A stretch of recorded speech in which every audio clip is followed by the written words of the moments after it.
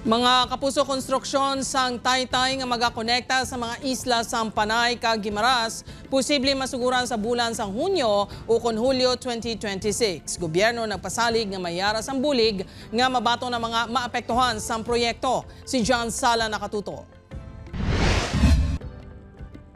Matapos na ang detailed engineering design sang Panay-Guimaras section sang Panay-Guimaras Negros Bridge Project sa sininga Setyembre, inigyan kumpirmaran ni Regional Director Aresio Casing Jr. sang Department of Economy, Planning and Development 6. Ginahulat na lang sa gobyernong nasambit nga design gikan sa Korean consultants. Matapos ini, magasugod na ang procurement process. Sa diin magadugay ini sang 8 tubtob siyam ka bulan.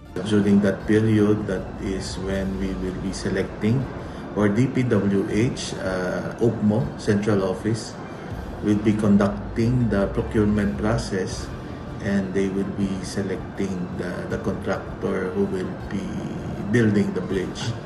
So a target civil works for this is in the second half of next year, which is perhaps by June-July of 2026. Ang unang section sang proyektong magasugod sa Banwa sang Leganes, Iloilo pakanto sa Buena Vista, Guimaras. Ang section B naman ang magasugod sa San Lorenzo, Guimaras padulong sa Pulupandan, Negros Occidental. Apisar nga magapadayon sa gihapon ng ila pagbiyahe. Dako ang mga inepekto kung matapos ng proyekto sa palangitan-an sa mga fiberglass boats operators kag crew. Dili kami aga pangabuhi sa fiber.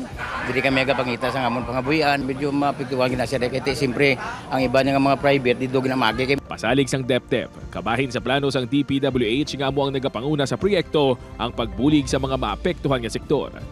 Agencies also mandated to act upon these concerns like the SWD, the SUD are also on board to facilitate any effects they have on the stakeholders you've mentioned.